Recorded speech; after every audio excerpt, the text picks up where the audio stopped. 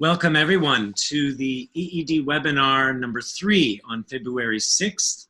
It is called The Fractal Nature of Conflict and Relationships. We have several people joining us globally, from Germany, Canada, Romania, Australia, South Africa, Luxembourg.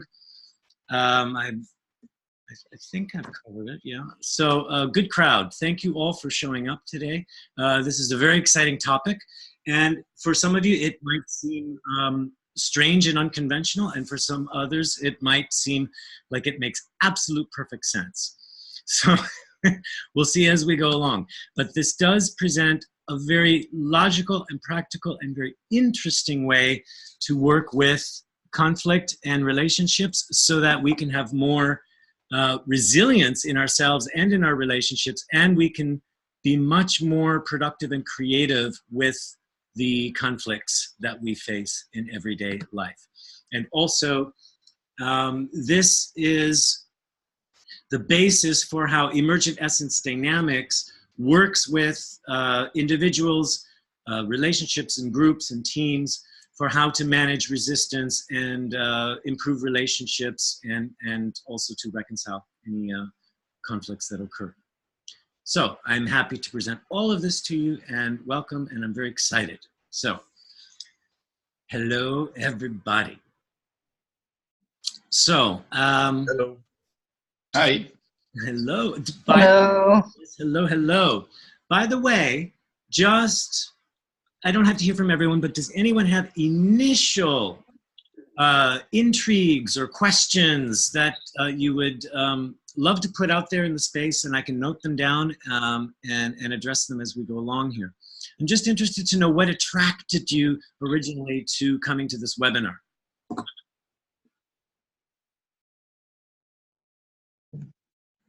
For me, it is learning about fractals, because fractals are a very broad topic, and for me, it's one of those that is most learning intensive.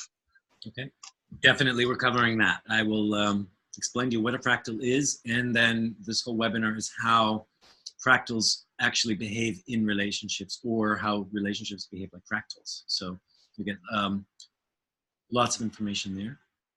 Who else? Well, yeah. For me, well, I was same as Paul. I was in module 3 not so long ago, and this was very central to it. And so we've learned a lot about this in module 3, and I've seen it work very, very well on other people, more as a spectator. And I'm very, very interested to get to understand more about this, and be able to use it even more in my coaching and also in my personal life. Okay, excellent. What I'm going to be showing you is a general broad stroke of the sort of the theory and the concepts, and I'll show you some practical applications of it.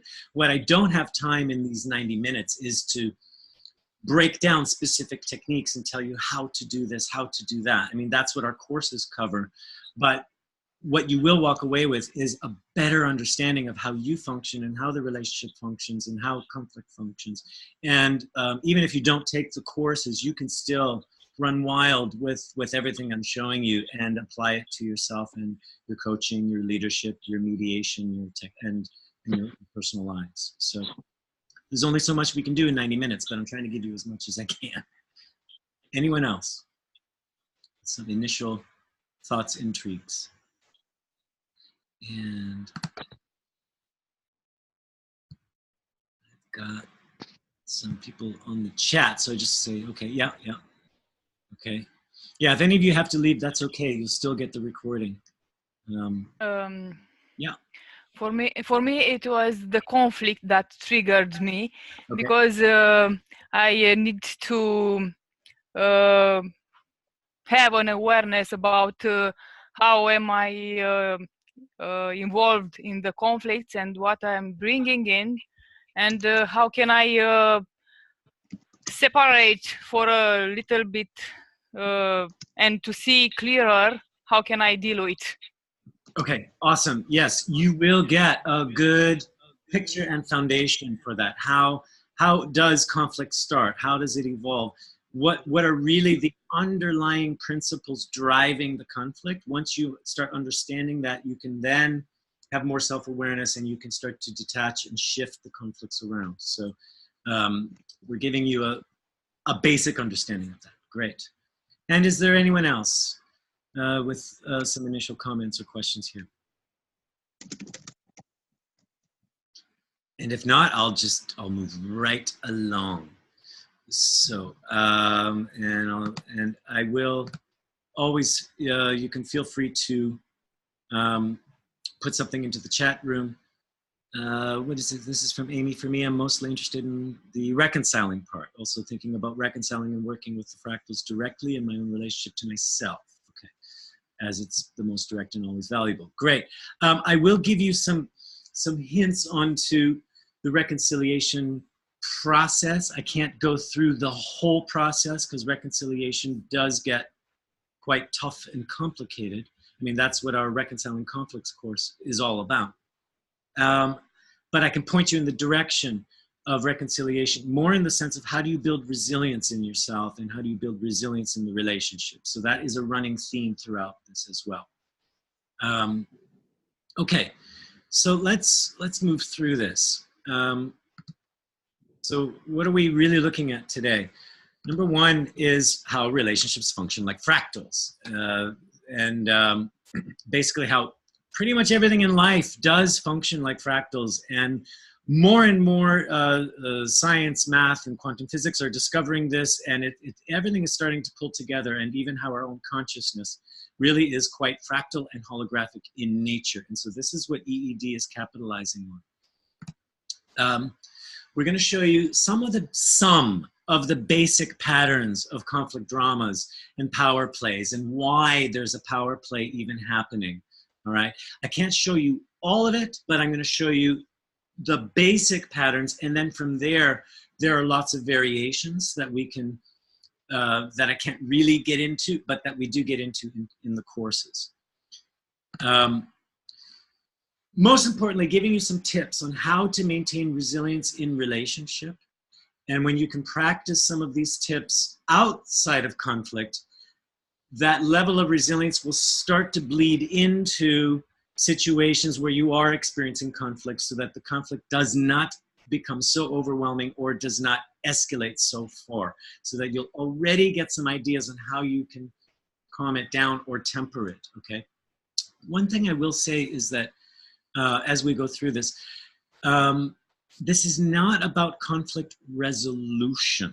Resolution meaning we're coming to a solution, we're trying to solve or eliminate the conflict. That's not what we're talking about here.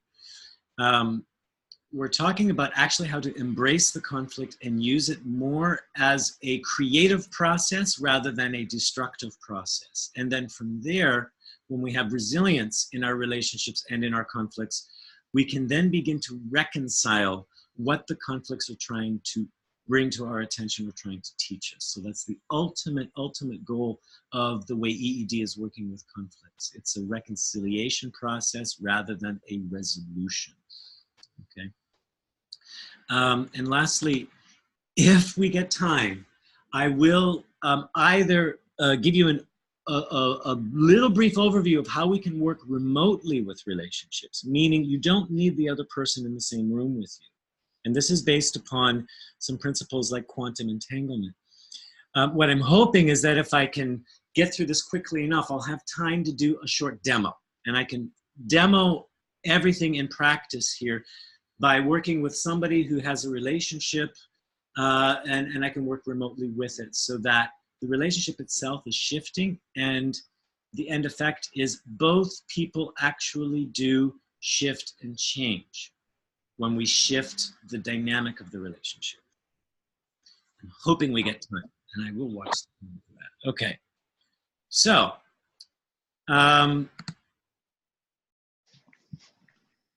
now moving on. So just for those of you who have not been on these webinars before, a brief description of what exactly is EED, okay?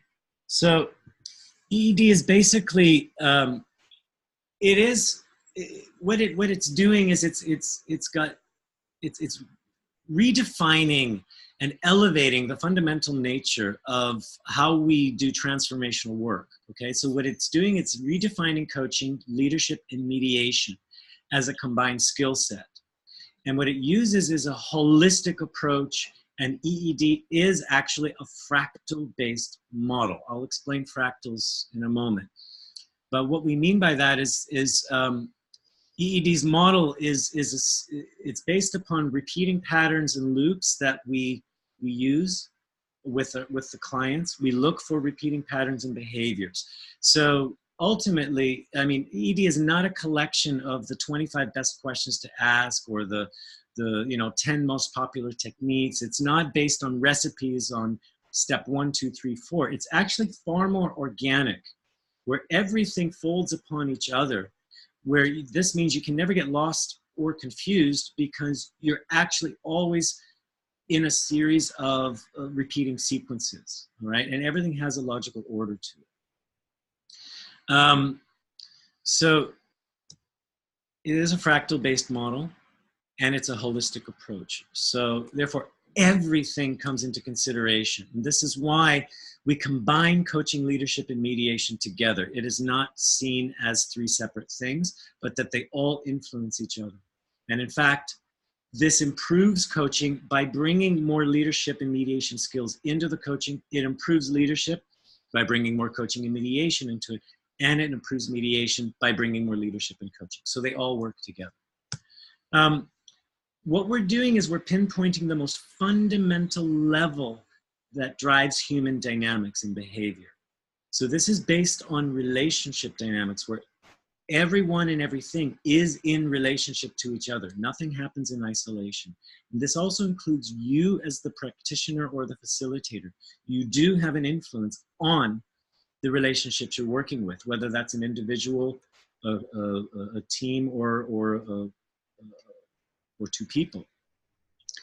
And we show you how to capitalize most on those dynamics so that it restores their resilience, their well-being, and autonomy, which then ultimately gives them greater agility.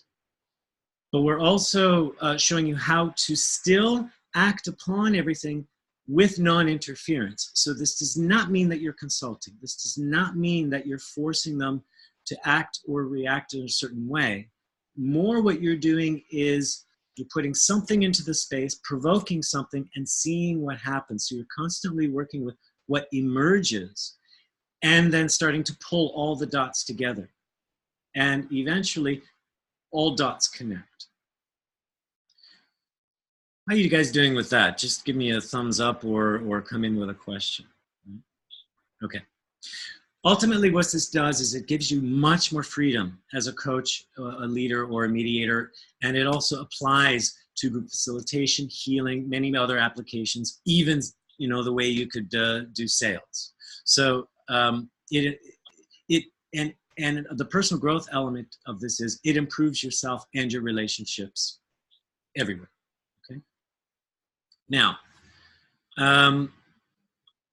what we're looking at here are fractals.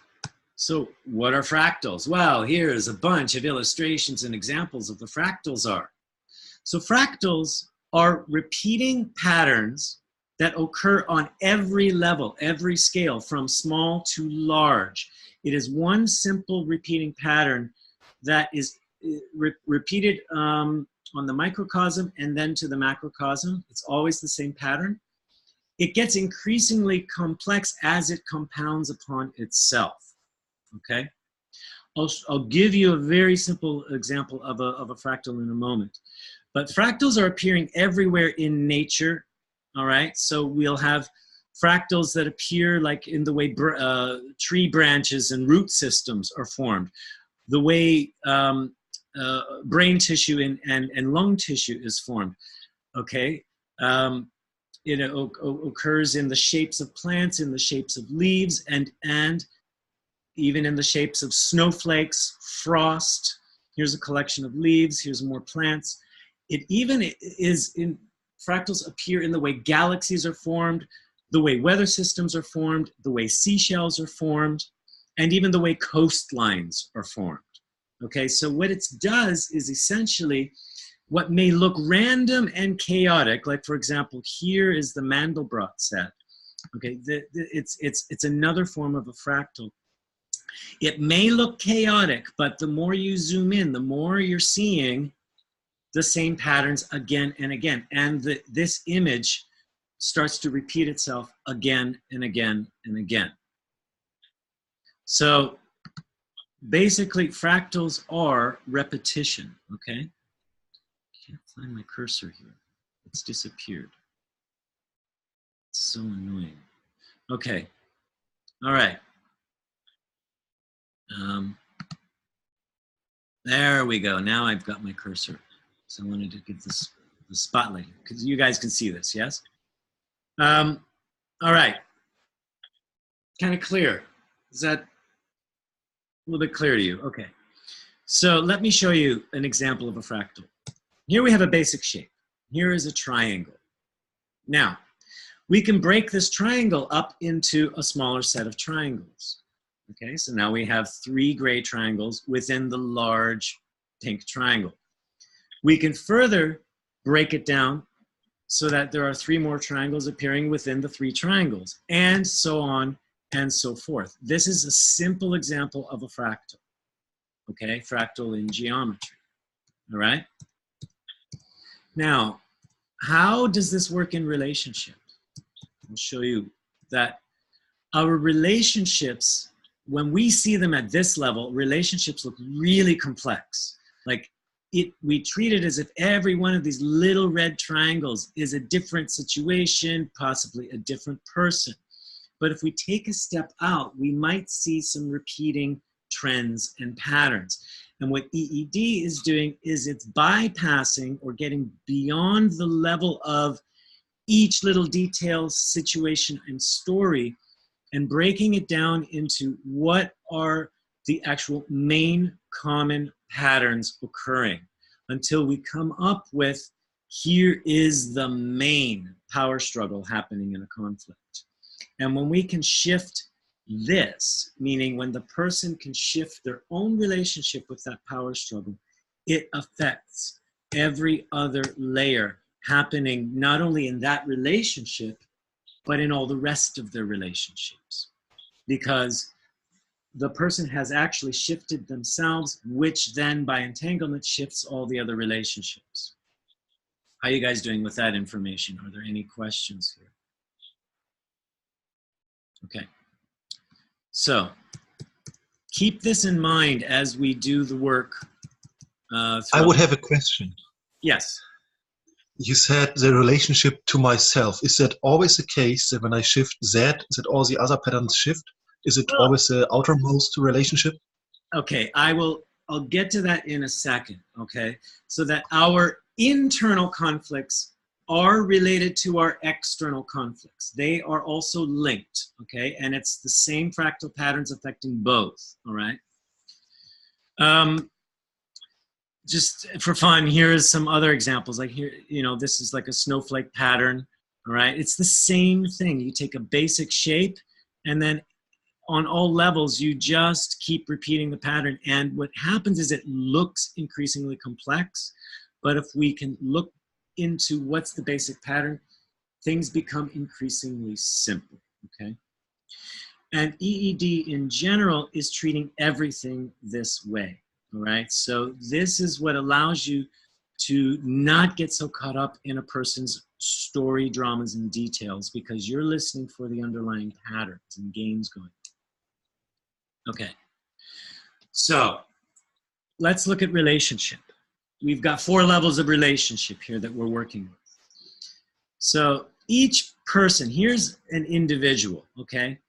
And they're in relationship to themselves, but they're in relationship to their world through themselves. They are in their bubble, trapped within their opinions and their judgments and their knowledge of reality, their levels of experience and their conditioning and their imprint, all right? So everything gets filtered through their perceptions, all right?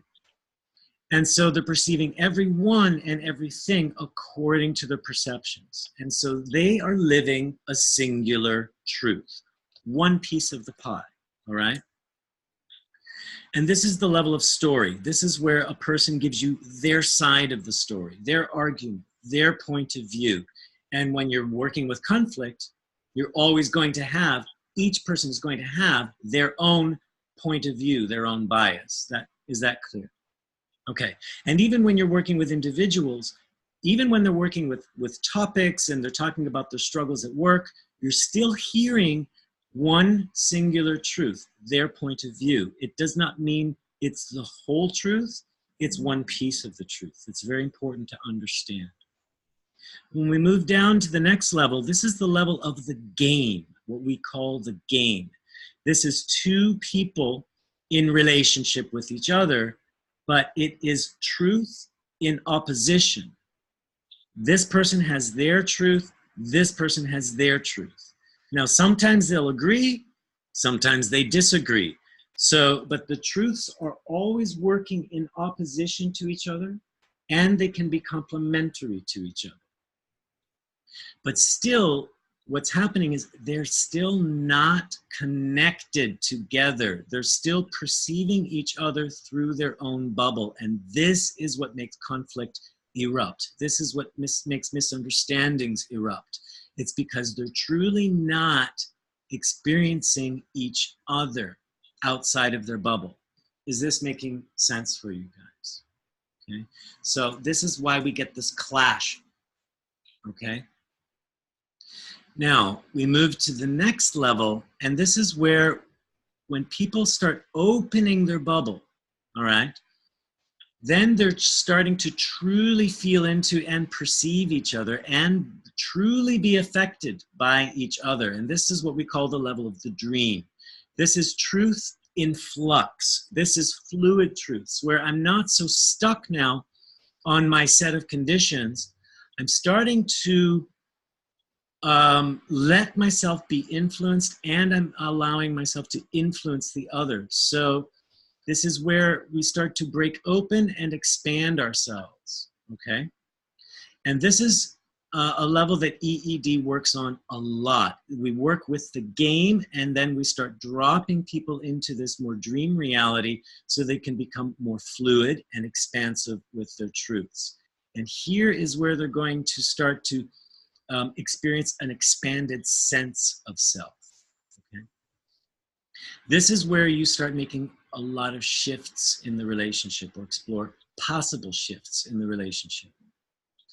And then this bottom level is a most fundamental level. And this is a level of more expanded consciousness where ego and identity actually disappear temporarily. But when they're on this level, there is no more personality. This is a level of unified truth where we're experiencing unity and oneness.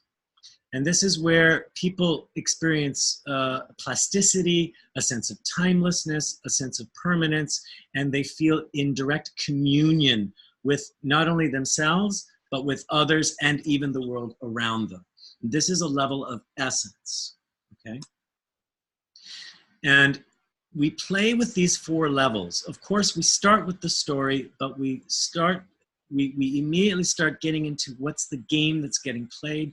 We want to neutralize the game so they can drop into a dream. They may go back and forth between game and dream, but each time they return to the game, they have more resilience to play the game more creatively and more resiliently. Every time they drop in the dream, they start accumulating more resilience. And when they're in the level of essence or source, this is where the game basically has dissolved. And now they can really make shifts, and then they can redefine the dream and redefine the game, which redefines their story. How are you guys doing with that so far? I know I'm moving fast and giving a lot of information. Any questions or comments here before I move on?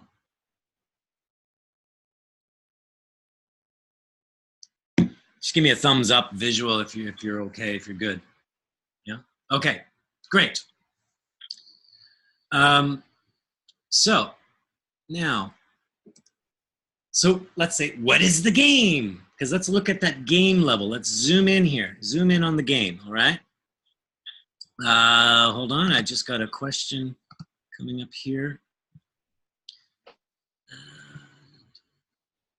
Okay. Oh, good. Thumbs up. Thank you, Roger. Awesome.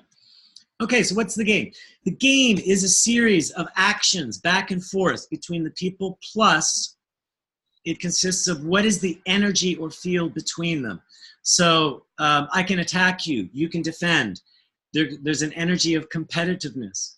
Or maybe there's attack and defend, but an energy of playfulness. That is very, very different, okay? So these are some of the elements of a relationship dynamic. There are 7 in all, but when we're looking at conflict, I'm going to focus on just a few of these elements. So this is action and energy. Also, status. Each person is never equal to the other in a relationship, okay? It is an illusion to think that we're absolutely equal, because status is always in flux, meaning at some point, one person has more power than the other. Now, that doesn't mean they keep the power, because they can win or lose power. They can win or lose status, being higher or lower. Status can be older, younger, more intelligent, less intelligent, more experienced, less experienced. There's many, many, many levels of status that a person can hold. And what that does is it starts to influence a polarity. When you put action, energy, and status together, this creates a polarity. 2 opposites that are actually bound together, meaning they're complementary. So some examples of polarity might be dominant and submissive. So in order for someone to dominate, the other person must be submissive. Or there could be a cat and mouse game where one person chases, the other person runs. So a polarity means these are actions that complete each other. And these people that are in opposite ends are bound together. Is this making sense, what we mean by polarity? Okay. By the way, the next webinar is going to look in detail at how polarities work, and more so on how the polarities exist inside us. Here, I'm showing you how polarities work in external relationships, okay? Now, each game is driven by emptiness, and this is very, very important to understand. This means there's something I need inside me that needs to be fulfilled. I look for it through somebody else, okay? So that there's something I need from you, there's something you need from me, and this is what draws or bounds us together. The game is not based upon fulfillment. I'll tell you why. Because if each of us were whole and felt, whole and complete unto ourselves, there would be no need for these kinds of games. We would have a more fluid and holistic exchange between us. We would be living in unity consciousness, all right? We are not normally living in unity consciousness. We possess needs and fears, and we are in search of fulfillment. So therefore, when there is a feeling of emptiness within us, we seek to get it fulfilled, and therefore that starts driving our relationships, is this need to be fulfilled. How are you doing with this information? It's fine if you disagree. Okay. An example of emptiness just means there's something missing in me, therefore it causes me to fear certain things, because if I'm overcome by this emptiness, I feel I will cease to exist. This is what we mean by emptiness. Now, this is not our essence. Our essence is absolutely whole and complete. It is our ego and personality that is at its most fundamental level. It is empty. It is like an empty shell that is a copy of our unlimited essence, and it needs to fill itself up with experiences and knowledge and wisdom and strengths, all right? So that's another way to explain why there is emptiness here, okay? Lastly, every game has a dream, meaning whatever game we're playing, even if there's peace or conflict, it dreams to evolve or become something else, which is again a reflection of the fulfillment that it is after, okay? And through the dream, we get to understand the purpose of the game. And one of the main purposes of the game is for each person to learn a particular lesson. They play the game in order to discover a lesson. When they master the lesson, they open up new strengths in themselves, and then the game is no longer needed, all right? So some examples, or what do you guys believe might be some common games that are played? What is the game about? What are we playing for? Do you think into your relationships?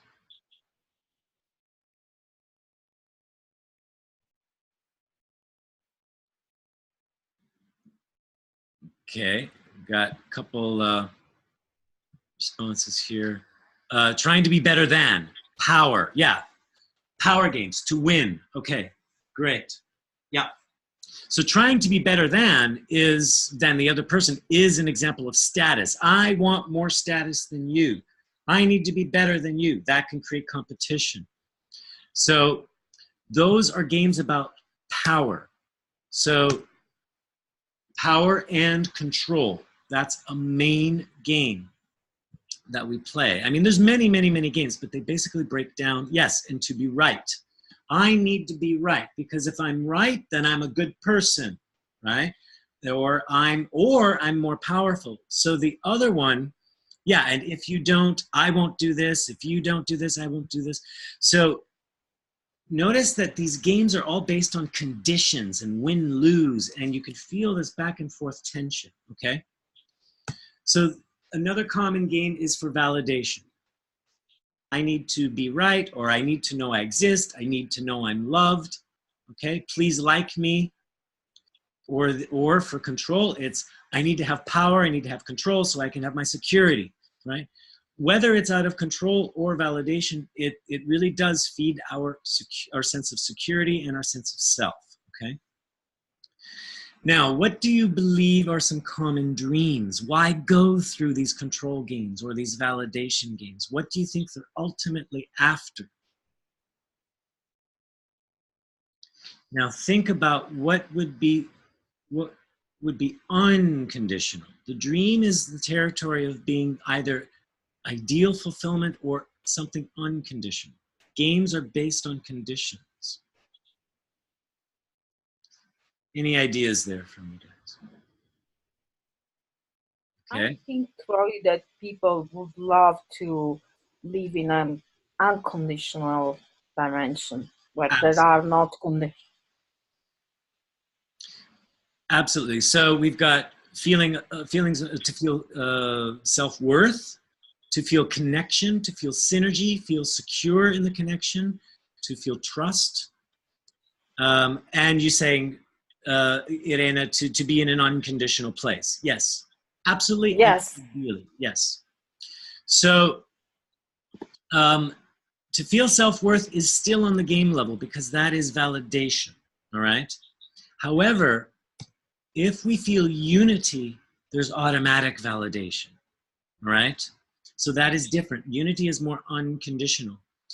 And some other common ones are love and peace, but the main one is unity, okay? And that is unity consciousness, unity experience. And also to feel yourself, feel your energy, your life force. Yes, so to feel limitless vitality, limitless creativity, and unbounded resilience. So ultimately, by playing the game and entering the dream, we can enter a place of more unity, love, peace, and most of all, resilience and well-being. And this is then where we capture creativity. How you guys? I have a question. Yes, Philippe.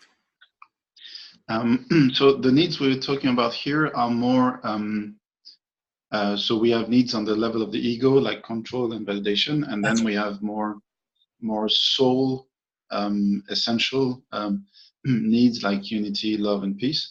I was wondering where in the model, because what I see is that you could also play these games for more basic and earthly essential things. So, for example, you could be fighting to have to earn enough money to simply be able to eat or to keep your home or whatever, and you could be in a game with someone else with that. Yeah. And then you're not driven by control or validation, but you are driven by your essential need to survive. Well, so Philippe, I'm going to throw right back at you. Actually, that's still based on control. I need to control my life. I need to control my security, right? Okay. What I mean by emptiness, another way to say it, it's a feeling of non-resilience. Okay.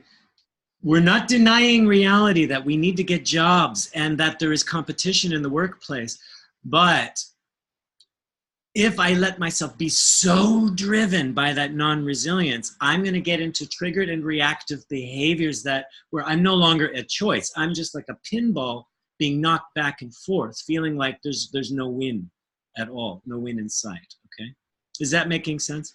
And yes, at soul level.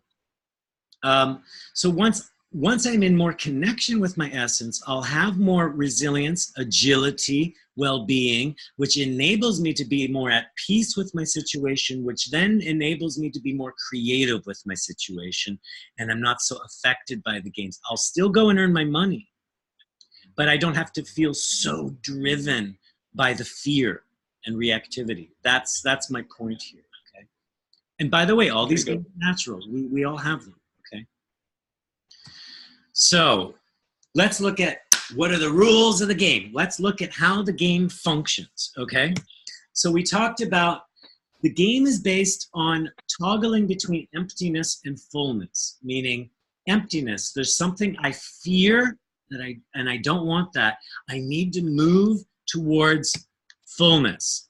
So in all relationships, we both possess emptiness and fullness, but in a way, it's like the wires are crisscrossed. So in every relationship, you want something from me, I want something from you, okay? There's this exchange, okay? This is why we're attracted to each other. It's because you've got a strength that I admire. I've got a strength that you admire, or I've got an ability, or I've got something that you want, okay? We want something from each other. That makes us complementary. Now here's the Bane Rule. Emptiness always moves to fullness. Please remember this. Emptiness always moves to fullness, okay? In that sense, we're moving away from fear and into security, away from danger and into security, all right? In the next webinar, I'll tell you why we willingly move into danger, because that has to do with a double polarity. But for now, think of it this way. Emptiness moves to fullness. And fullness is driven by emptiness, okay? This is what keeps the game conditional, okay?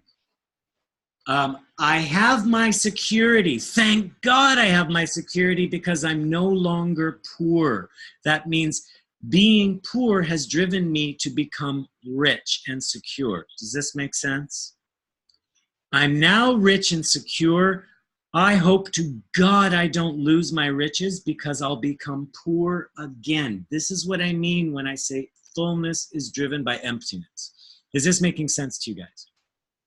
Okay, so those are the basic rules of the game.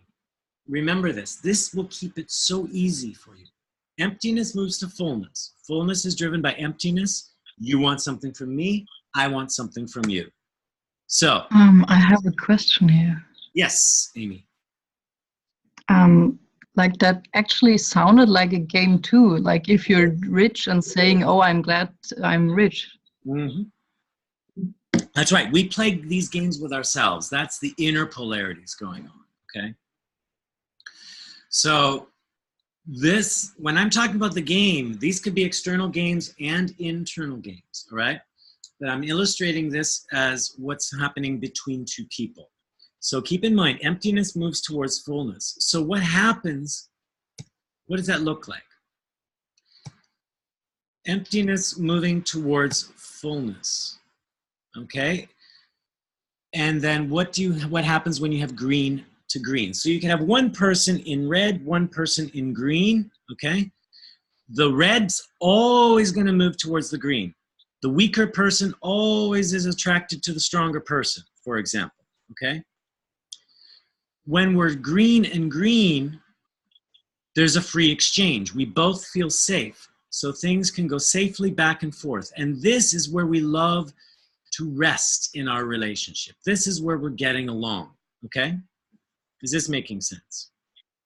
Now, this is what it can look like between two people. Each possesses red and green. Each possesses red and green. What's key here is, what am I showing you? Am I showing you my red or am I showing you my green? Okay? So at the outset, I show you my strengths. You show me your strengths. Oh, great. We're getting along. Is that making sense? Okay? Everyone has their fears and fulfillment, all right? So this is where we're friends, we're getting along, things are great, we're attracted to each other, all good. But here's also what's going on underneath. I'm actually driven from my weakness and I want your strength. Do you understand? So I might be showing you my good face, but behind that, there is this underlying motivation. Why am I attracted to you? Because this is what I want. I want that green for myself, as if I could pull it back into myself. Do you understand? I want this from you.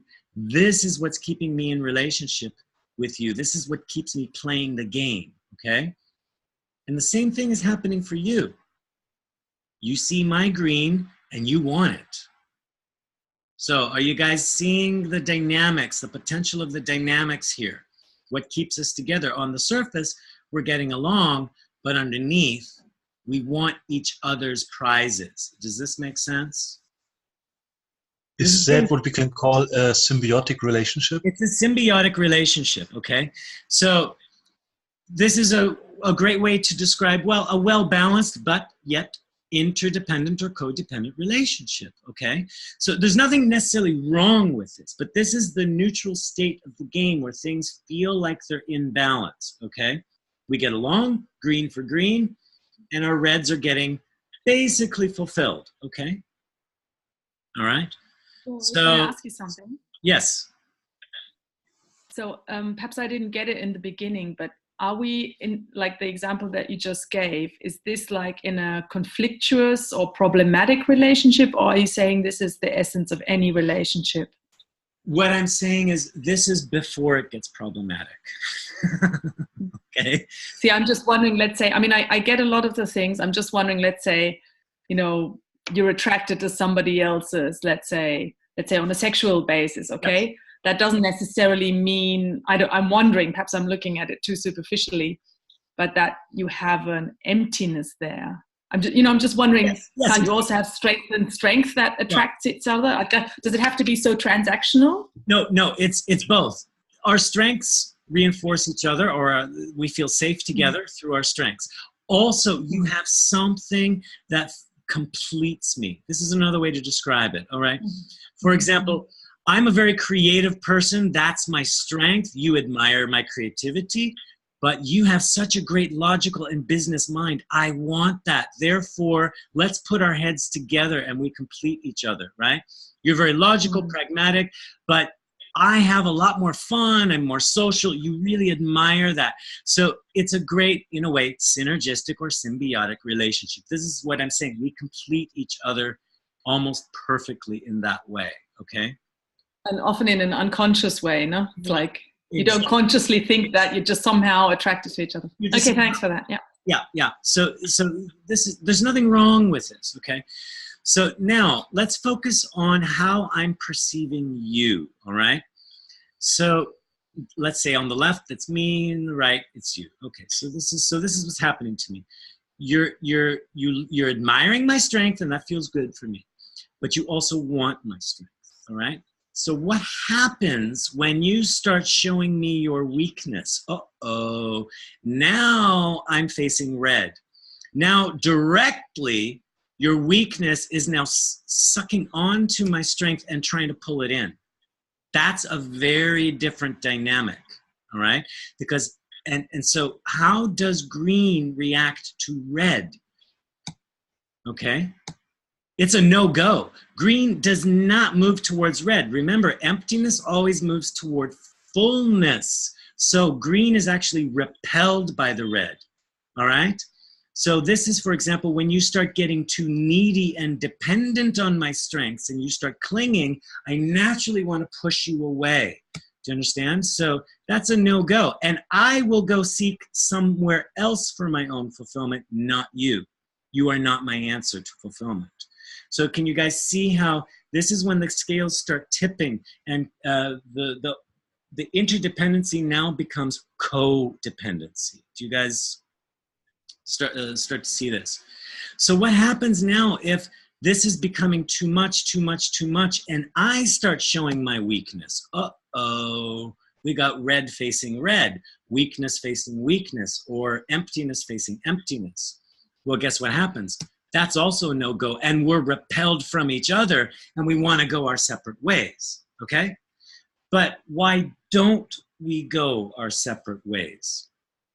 Okay, well, I'm still attracted to that green. I still, behind that red weakness, I still see that green. There's still that prize behind it, so I may take the risk to try to pull that back into myself, even though I know I'm facing danger. So I want to go away, but I'm still attracted there. And the same thing's happening for you. You see my green, you know it's there, you want it in there.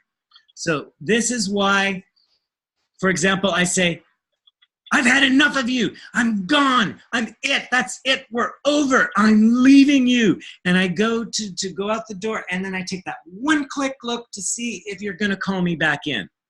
Have you guys ever experienced that? It's like I can't make a clean break because it's still, the game is still playing. There's still that prize that I want. So what's happening is, whether we're red or green, I mean, this creates lots of dynamics because we shift and change between what we're showing and what we're motivated by, okay? And what we're in touch with. Am I in touch with the red? Am I in touch with the green? Am I showing the red or am I showing the green? And it creates lots of variations. But if you just remember, we both possessed red and green. Emptiness moves towards fullness. What are we showing and what are we motivated by? That already starts to give you a simpler way to sense what's going on in a conflict. I know it might not look simple, but if you think about it this way, it can become a little simpler, meaning we're not looking at all those tiny little triangles. We're now starting to see a bigger triangle at work. Thoughts or questions here before I move on? I have a question. Yeah. So what about a relationship where, for example, a guy goes out with a girl and he says, I like that she's not that smart because that makes me feel smart, or I like that she's not so self-assured because it makes me feel powerful. Where would that? What are you talking about here? You're talking about action, energy, or status? Yeah, could be any of these. Yeah. It's status.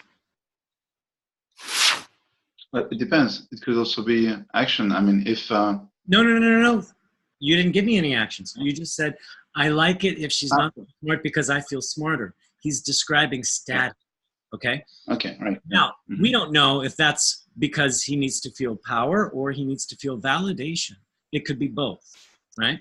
The actions he does, how does he treat her? Does he patronize her? Does he make her feel like a dummy? Or does he, you know, try to tell, you know, funny stories and thinking she's a dumb blonde and she laughs at all his jokes? I mean, those are all different things, but it's still based on status, control, validation, right? And how would this fit in the red and green then? Well, So is it red facing red or red facing green, or? If I make the statement, I need the other person to be not as smart as me, is that emptiness or fullness? Well, you could argue that this makes me full, so this is, in a way, I'm looking for fullness for me, yeah. Right. The emptiness is I can't be dumb. My fullness is I am smart. My emptiness is I can't be dumb. Do you understand?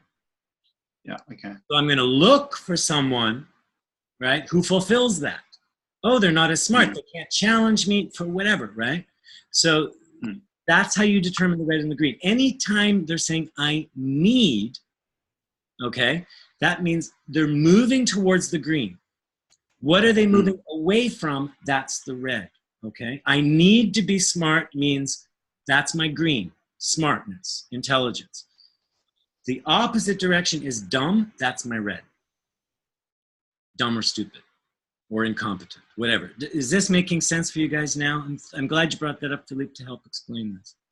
So if I understand correctly, it means in this definition of fulfillment, it is fulfilling my desire, whatever the way of fulfilling it is, the way of fulfilling it is something ethical or not. Okay. It doesn't bring ethics into this at all. Okay. The so game just to make it simple. Okay, for example, let's say I like being, I don't know, I like being brutalized because it makes me feel alive or whatever. Then this would be, in a way, my fulfillment when I'm getting brutalized. Yes. But actually, okay. So whatever the desire between that is noble or not noble. That's right. That's my fulfillment of this desire is fullness, right? That's right. Okay, I get it. Thanks. Okay, so I mean, because what you're describing now is a polarity between victim and abuser, or victim persecutor. Okay, the victim and the persecutor both have their own red and green. Okay, and it's about power and validation, or control and validation. In the Reconciling Conflicts course, we actually go into big detail around the whole victim persecutor polarity game, because that's one of the most fundamental games in the human race is victim persecutor. Okay, so let me just show you an example of how to see this game in action, see the polarities in action. Okay, so here we got two people. They're getting along pretty good. Okay, they got green to green, and then the guy on the left says, "No, I'm taking your green. Yeah, I'm taking your strength. Now I've got higher status. Okay, now you're kind of weak." And they go, "Whoa, I want that green. Whoa." Now guess what happens when red moves to green? He goes, "No, can't do that." He says, "But I want my green back." Okay, so he gets it back. Now we're okay. But you know what? I want some revenge. I want your green now. Okay, so I want your strength. Wait a minute. I want that back. Here we go. I take it back. And we're okay. But then he comes and takes it from me. And I go, "No, no, no. Hey, come on, bring it back. Bring it back." And this just goes on and on and on and on. Okay? I'm sorry to interrupt, but someone has really bad background noises, and it's really annoying. Okay. Yeah, like I said, if you've got background noises, just mute yourself. So that's a really, really, really simple example. I did not show you red to red. But what's happening here is there's this counterbalance of we're pulling at each other's strengths back and forth to places where maybe it's okay, but then we're feeling taken advantage of, and we've got to take our strengths back, and then we feel taken advantage of, and we're counterbalancing always with balance and retaliation, so to speak. And this goes on, and it repeats, and it repeats. How are you guys doing with this so far? Can you give us a quick example, like real life example of these polarity games and how I feel when I get the green from another person? Okay. Just for experiencing it. Okay. Me and my mom. Okay. So my mom and I get along really well. My mother is very, very, very helpful, and I do enjoy it when she starts to help me. Okay, if I have questions, she guides me. Okay, and then my mom likes to, she does a lot of things for me, and then a lot of things for me, and a lot of things for me. And then she says, Troy, you never thank me for all the things I do. I want your recognition. Okay, and she's just taken something away. And I go, oh, Mom, I'm sorry. No, it's okay. I'm just your mom. I'm just your mother. I do this. I do this for all good reasons, right? And she will not let me apologize completely, for example, okay? And I say, you know what, Mom? That's unfair. You know what? You I don't need you anymore. I want my independence back, right? And I go, and in fact, Mom, you're so needy. You stop groveling. I'm out of here. I'm on my own. I'm on my own. Okay, Mom? Leave me alone. And she goes, oh, don't abandon me. Don't abandon me. Don't abandon me. And she goes, you know what? You're a bad son. You're a bad son. You make me feel guilty all the time. And I go, I'm sorry. And she goes, you know what? Things got out of hand. Let's just be nice. Let's just play nice. Okay? But then it starts to happen again and again. Okay? Do you guys understand what I'm saying? It's like a perpetual cycle, back and forth, okay? How are you guys doing with that? Thank you. You made it much clearer. Thank you. Really. I made it up on the spot. That's not autobiographical. Sure. Okay. Yes, Tina. Can I ask you something? Yeah. Would it be correct to say that it's a lot about, when you say strengths, for me, it sounds like, let's say, I tend to just call it energy because I don't have a better word for it. That's good. I'm just saying that because my first association, with strengths, you think of it as if it were objective things, like intelligence or sporty or so. But I think it's this perceived strength. So yes. The lovely example that Philippe brought up is actually that person who wants the whatever dumber person as a partner. He's actually the one who's needy. Exactly. And the strength of the other person is not that they're dumb, but it's their ability to appreciate and to give that recognition. Is that right? So it's more on the perception, exactly. The subjective. Yeah, exactly. Or not even subjective, because probably it's even on an energetic level or something. Exactly. Remember when I said that we're always filtering each other through our own bubble. So these are perceived qualities. Exactly. So this guy might think, I need to be smart. She's a dumb blonde. That makes me feel good. She laughs at all my jokes. She's like, this is a really strong guy. I love to care for him, blah, blah, blah. She might have her all different reasons. They're seeing qualities in each other that actually fulfill their own bubble, right? Okay. So the other feels, so what we do is we feed each other's insecurities, we aggravate each other's insecurities, we also fulfill each other's insecurities, okay? This is why I'm saying it's complementary. And yes, these are, I'm saying strengths, but they're actually perceived qualities. That's a better way to describe it. And this is all energetic, okay? So you saw how, one example of how games can just start going on repeat. So this is what it looks like on the larger scale. Now this is like, whoa, what's this strange diagram, okay? So what I showed you were examples of little power plays where we're having a tug of war between who owns what quality and what am I using you for? Now I'm feeling used, give me my independence. Now I'm dependent on you. These are called power plays where the status is in flux and it's little games of win and lose. So what you'll notice here is if I take your green, you're completely in red, all right? That means you're feeling like you're collapsing, right? You're gonna want your strengths back, your qualities back, your feeling of security back. So the irony with these games is that there is no such thing as win or lose, because there's always either win, lose, or compromise, and nobody feels whole and complete, all right? So there's, this guy won, this guy lost, okay? Here we make a compromise, but we still don't feel complete. Do you guys understand what I'm saying?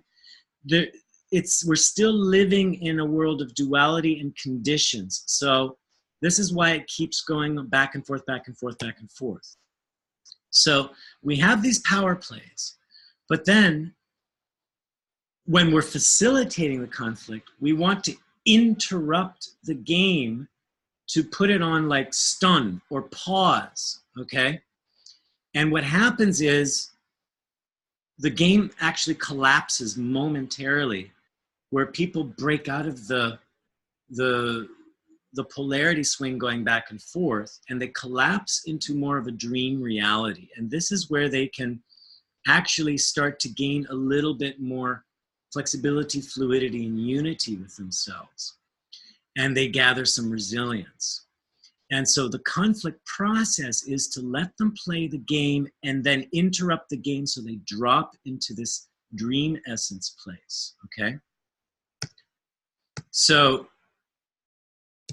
and then they can alternate between game and dream, and this is what we'll call a chapter in the conflict. When they re-enter the game, the power plays get stronger and fewer, and then they drop into the dream again. And every time they go back into the game and drop, we get to more and more of what is the essential power play going on between these people. Now notice, every time we go through a chapter, they're getting more and more resilient, more and more fluid, so that a lot of these power plays are automatically getting sort of dropped and reconciled until we get the one power play that sticks. And this is where we hit death's door. This is what I call death's door. This is like, okay, I can tolerate this, I can forgive you for this, I'm okay with this and this and this in you, but there's this one thing where I get my back up against the wall, my heels dig in the ground, and I say, absolutely not. No, no, no, I will not. I will not surrender. Do you guys understand what I'm talking about? Have you ever felt that? There's no way I will say, I'm sorry, because that makes me weak and vulnerable, and I know you're going to take everything from me if I do that. Do you guys understand? That's the death's door. It's the one choice I cannot do, I will not make. And what usually happens is when we hit this death's door, it's like we've got one choice. And the alternative would mean death. I lose myself. I lose my identity. I lose everything I've been fighting for, and they win it all. So we all hold on to a particular prize in our game, right? There's a prize we're going after. There's something that I'm holding over you. I know that's your prize. And there's something you're holding over me, and that's my prize. And we're holding each other prisoner in that way, okay? So what happens is we don't go through death's door, we skip over it, and we start again. And we're on repeat. And then we go through this whole cycle again, and the same dramas start coming up, and then the same little I'm sorry's and forgiving, and we'll build the resilience again and again, and then we'll hit that death's door again, and then we'll go around. And so this is the conflict cycle.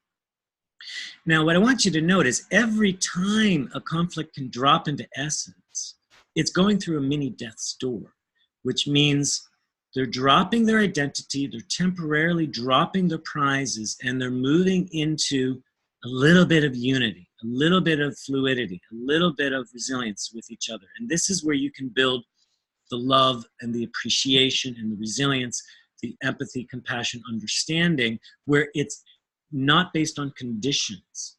This is like where they're seeing true essence of each other.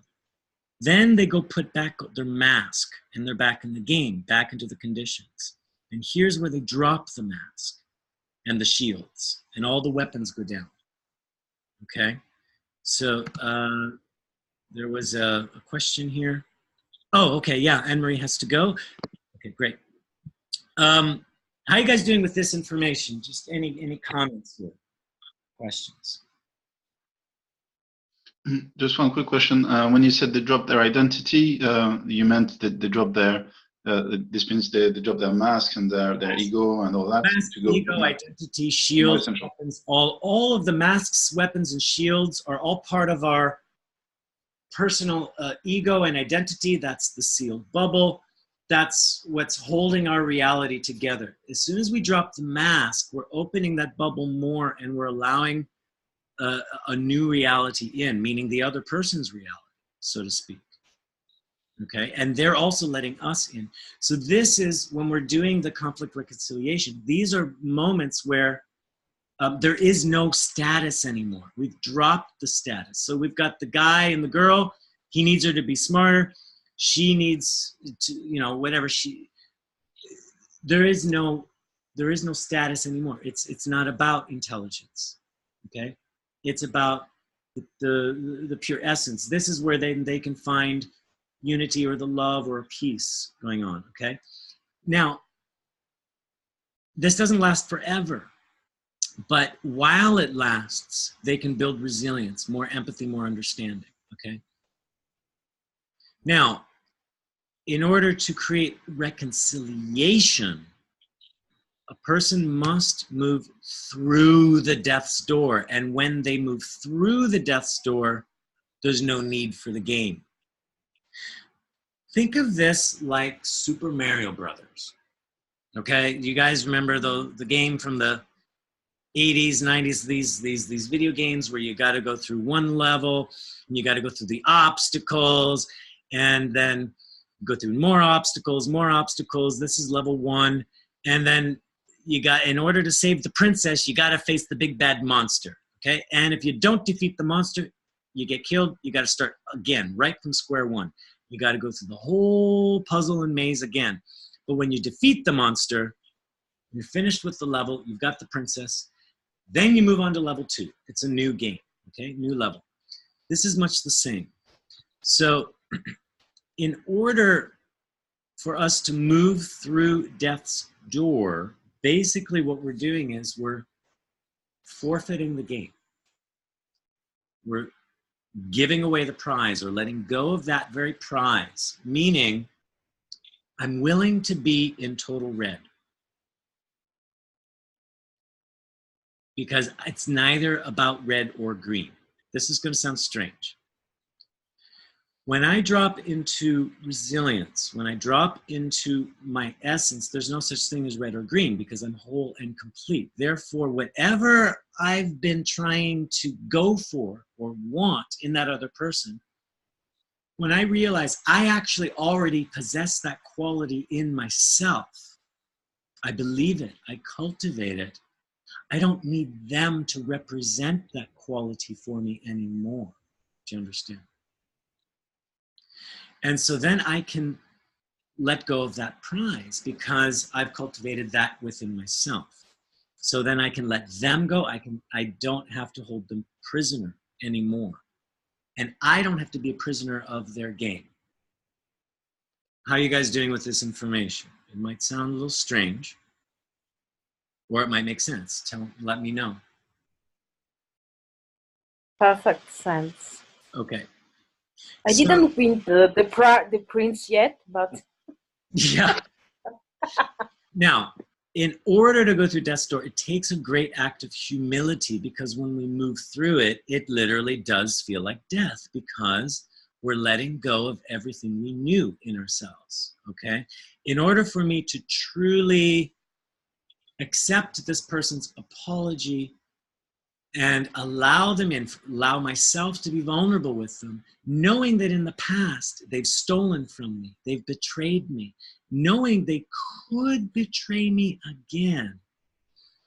And yet I find the resilience, the strength, and the unconditional way of being to say, you know what, even if they do, it doesn't destroy me. They have no hold over me anymore. That releases me, okay? It's a very, very difficult thing to do. Why? Because basically green moves into red. It's like suicide. Do you guys understand? When remember, red only moves to green, green never moves to red. If green moves to red, it's basically killing itself. It's saying, I'm letting go of all my fulfillment, and I'm basically am dropping down into this empty void where I cease to exist. That's what death's door feels like. How are you guys doing with this? I have a question just to be sure. You're saying we need to go through death's door, but since there's the fractal thing of it, couldn't I just start in the beginning? Like when little things start, I just let go immediately. Yeah. What I'm saying is, the good news is you don't have to let things escalate to the biggest, most dire consequence. By moving through these little death doors, you're already releasing yourself more and more from the hold the game has over you. All right. So, and then if you want to do a more deep reconciliation, yeah, we take you through a larger death's door, but you've already had lots of practice here. Okay.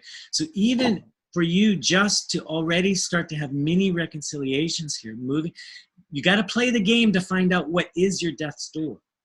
Okay? You can't avoid the game. The game reveals what that death's door is because it reveals the prizes that you guys are holding over each other. And when you move through it and land in the resilience, land in the dream essence of unity, then you realize, okay, so that prize wasn't needed and I'm cultivating that in myself. I can move to the next level and the next level and the next level. And so with the point of EED, with the way we reconcile conflicts is we prefer to work on these smaller levels, but eventually the larger level does get revealed and we have ways to work through that. And the key is to cultivate resilience, which cultivates humility and a willingness to move through the death's door. People will not move through it unwillingly. They won't. You can't force it. It's why reconciliation is basically the very final phase. But you can move through the chapters, game, dream. And that in itself restores more autonomy, resilience, and well-being in each person and creates a much healthier relationship. Okay, so then let's say we do move through death's door. Then what happens? We've done some reconciliation. And this does happen. In our reconciling conflicts course, we move into that reconciliation phase, and I've seen them move actually quite quickly within, even an hour of taking a relationship, and there's this reconciliation phase that happens. Well, here's what happens. You have reconciliation, but then you move to the next game, and the next game, and the next game, and this is the larger fractal. That every death's door just presents a new game, which is a newer death's door, which is a newer death's door, and a newer death's door. But all the while, you are expanding your whole essential self to be more fully realized in this world and in the relationships. And therefore, you're bringing out greater strengths with greater challenges. So each death door is cumulative. And we're never presented with a death's door we can't handle. This is why they start small and they grow big and they grow big. And so if we can successfully and more swiftly recognize and move through our death's door, this is how we have relationships evolve, okay? Otherwise, this is where relationships stagnate, okay? When we just keep going around and around and around, being triggered and reactive. If we pay attention to what the games are and build resilience in ourselves, we're able then to recognize what is it I must move through in order to move the relationship forward, okay? Any comments or questions there? Oh, Amy is saying, would you say the games get better or easier level by level? And if not, why would we even bother about reconciliation if the game must go on, so to say? Well, this is how we evolve. It's a growth pattern. And so the more conscious and aware and resilient we are, the games do get better and more creative and more productive. It's when we keep avoiding these death's doors and putting a blind eye to it, that's what's creating the suffering. There's a reason for friction. Friction creates sparks, which creates fire, which is creativity, all right? Or we can burn out. How are you guys doing with this? I have a question. So you can move through this door in situation. Mm-hmm. So, for example, when you say, I'm not going to say sorry for that, and then you do say sorry, then you've moved through this door. I will want to make one thing clear. I'm sorry is not a reconciliation, okay? That's just, it's part of a power play in a game. It's a bid, okay? I'm sorry, okay, that's okay, right? Reconciliation is about completely dissolving the game and releasing the game, meaning total forgiveness. This is unconditional, okay? That's way different. And, okay, so I just wanted to clarify that, yeah. Yeah, okay. So let's just put this part away to make it simpler. So I move through this door in situation, and then the dynamics change in the relationship. Mm-hmm. But as we've done in the modules, you can also play that in an EED session, for example. Mm-hmm. And would you say that the effects are the same if you do it in a real situation or if you do it in an EED session? It's both. I mean, what I want to talk about a bit, I wanted to demo it, but we're short on time here, is you can do this remotely, all right? Meaning you can think of a conflict you're having with somebody, okay? And you can work through these games and drop into the dream in your own imagination, in your own dream circuit, okay? All the while allowing yourself to be affected. And you can feel into what's that death's door, and then you can move yourself through it, and you'll feel that shift, okay? We always have two relationships with a person. We have the physical relationship when they're in the same room with us, and we act and react.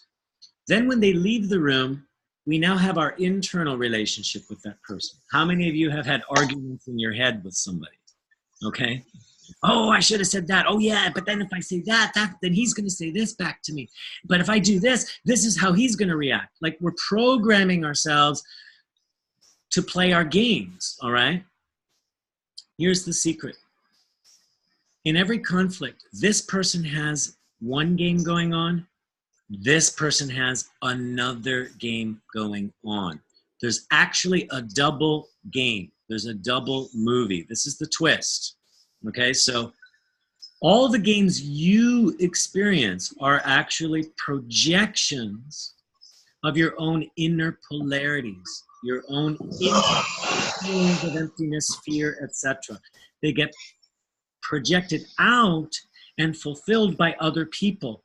You project out a role for somebody to fill. They project out a role for somebody to fill. What's going on with the double movie is it's a perfect match. We're both fulfilling each other's roles that we need to work out. That's what's going on. So this is why it's possible that you can work remotely with a relationship, because really it's your own game and other people are falling into the role that you need to be in. They get attracted to that role, okay? So when you shift yourself, your own relationship to your particular games, when you discover your own particular death's door and can move through it, then you're no longer projecting out a role for someone else to fill. And what's going on is they stop filling it because the role is no longer there. It's almost as if those kinds of people start disappearing because you're moving to a different level, a different frequency level, or a whole new set of games, okay? This is the quantum entanglement piece, the quantum physics piece too, okay? You're shifting the dynamic within yourself. You're shifting the dynamic out there. You're actually shifting the other people. You're shifting your reality. That's how it's working on a fractal basis. Now that might sound crazy, but it works, and I've seen results. I work remotely on a relationship with a client, and even within 5 minutes, they're getting a text message from the other person, literally quoting stuff we worked on during the session. And that person literally also shifted. Or they go out, they see the person the next time, it's as if they're seeing a completely different person. It's not because the other person is completely different, but it's because the client shifted themselves, okay? And the whole belief system has shifted, therefore the dynamics have shifted. Does it mean that any of the two sides can help the relationship to leave the game? Yeah, if you've got both people training on how to be more aware of their gains and to build resilience in themselves, yes, it works doubly fast, okay? Careful though, a new game can start because now they're way too intelligent with their new techniques. So right? Okay. So what you basically do with yourself is you're building your own resilience, autonomy, and well-being. And in other webinars, we've discussed this, what's called the vertical loop. This is where you could ask yourself, okay, so what's something nobody could ever take away from me? Let's say it's my sense of humor. Then you allow that to feed back to you. Oh, I love to laugh. And how does that feed my well-being? Well, it makes me feel more peaceful and calm, right? You'll land in an essential quality. The main essential qualities are love, peace, limitless creativity, and unity, connectedness.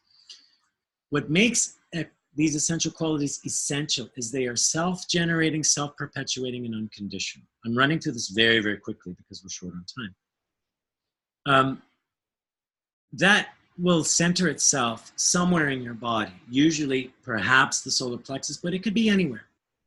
And you just circulate this, circulate it down to your feet, up to your head, and enjoy the sensation of circulating this unconditional energy.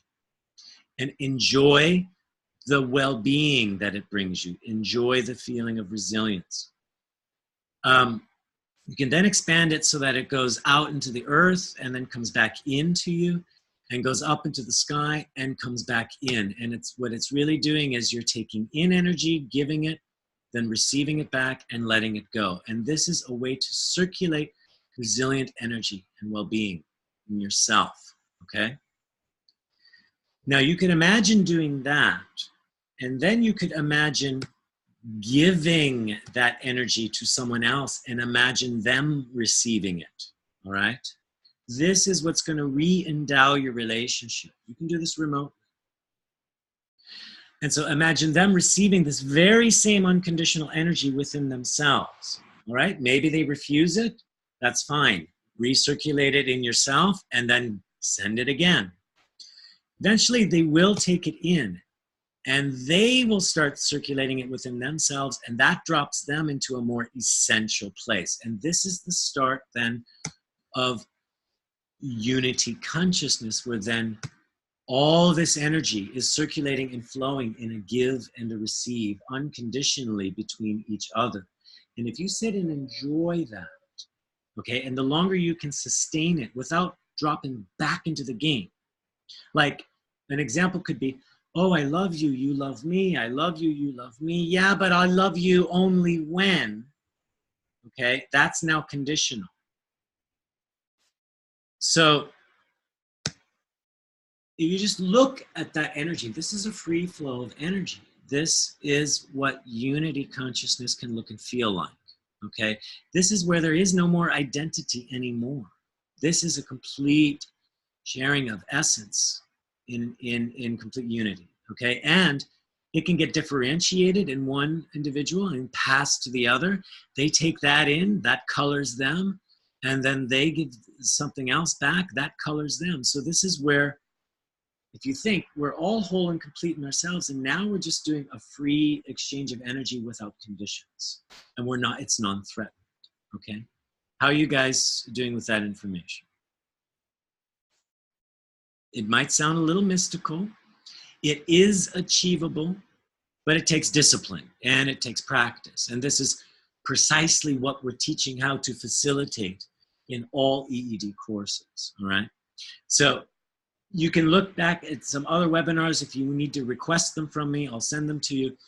That describes this in more detail, okay? But this is basically resilience in relationship. It's that essence to essence here at the bottom. This is the essence to essence. That's what that looks like, okay? Then the ultimate goal is reconnect that essence into the game, and the game feels very different. This is, then we can allow ourselves to have our games, but still have a connection to essence, and we can freely drop back and forth, and we can freely access all three levels of game, dream, and source. Okay, that's the ultimate goal, and this is what helps us evolve our relationships with the least amount of suffering and the most amount of creativity. Okay, so where do you learn more from this? Well, you come and take a course, so I'll be brief.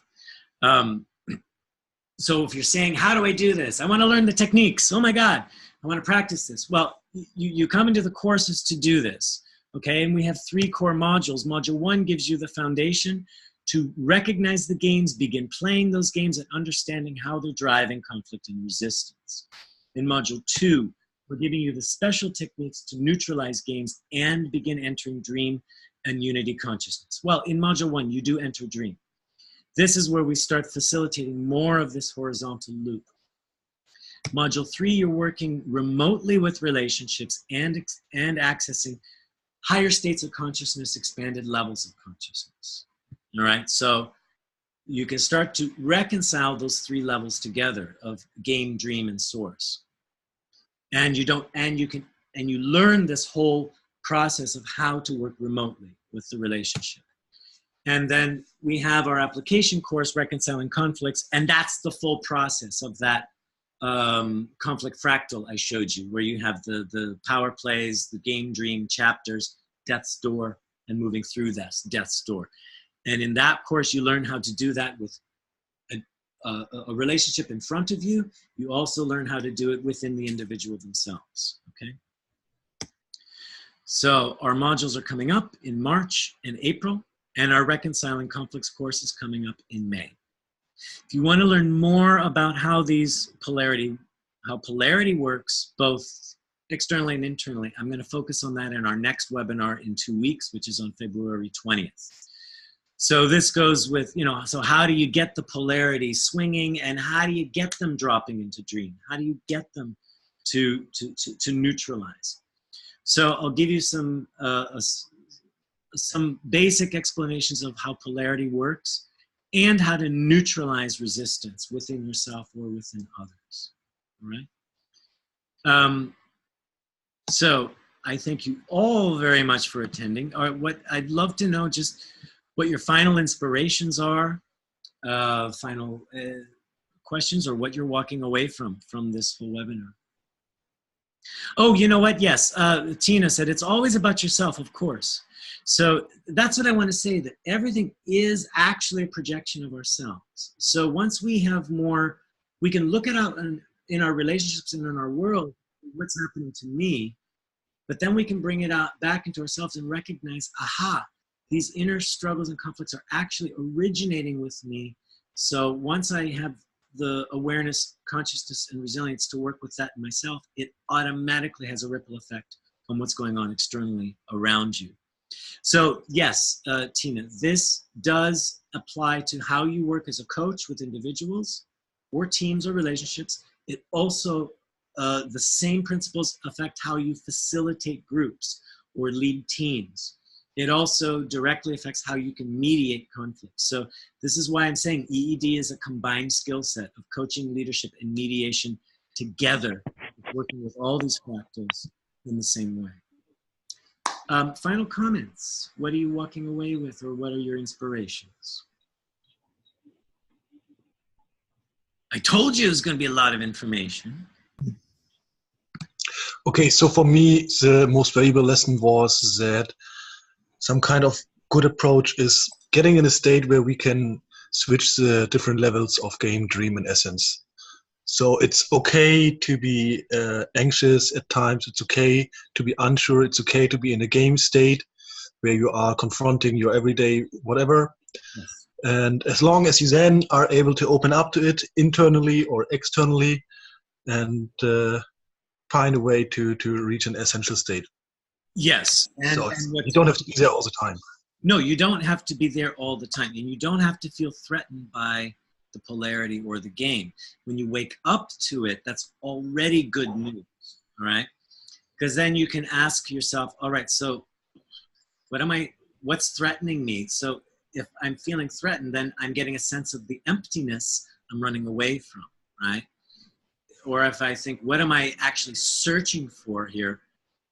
Then you know, okay, if I'm going in that direction, what am I running away from? We'll talk about this more in the Polarity webinar in 2 weeks. But yes, the goal is not to eliminate the game. The goal is to use the game to discover our death's door. The death's door is a master lesson we can learn, which then gives us more strengths and more reinforced strengths. So by going through our death's doors, we're actually becoming more and more whole and complete, right? So the games are meant to wake us up. They're not meant to make us suffer, is what I'm saying. That's my argument there.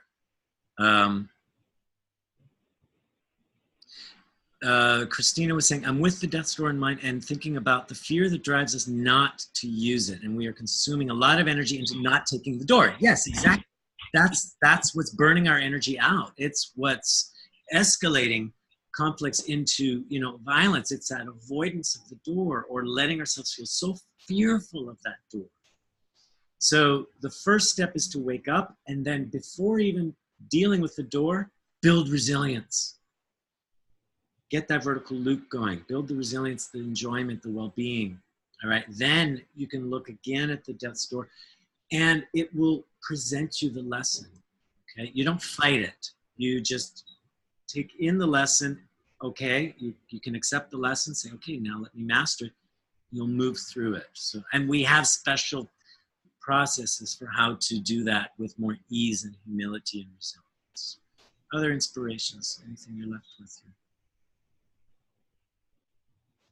My main way is the reminder that external conflicts are a reflection of your internal conflicts. Yes, yes, definitely. Yeah, I mean, that's ironically what it all boils down to. And I don't say that to my clients or anybody all the time. You know what, this is just a reflection of what's going on inside of you, because they feel very victimized by a lot of the conflicts going on around them. It's an unconscious projection, or they're getting sucked into something. But so have some empathy and compassion. It's like, okay, I hear your story. I understand your side, right? Build resilience. They will discover how it's actually an internal game. They always lead themselves to that natural conclusion. So I never have to say, how are you contributing to the problem? Because that's a very accusatory and blame-oriented question that's not really going to make a lot of headway, because they're really going to put up a shield and say, I never caused this, right? So that's a natural defense. So I don't, what was it I want to say? I just don't say that very often to people, that, you know, all your conflicts are just a reflection of what's going on inside. So keep that in the theory, in the background, and work through the game. It's most important to work through the game. Yeah. Someone else was chatting here. Yes. Thank you, Roger. Also, Roger says thank you. Thank you for attending. And I'll just say that now. So thank you, everyone, for attending the webinar. Thank you, everyone who is listening to the recording. I hope you learned a lot. And if you have more questions, please contact me at info@essence-dynamics.com. Visit our website. And the website lists all our courses and dates, and it has the registration link as well.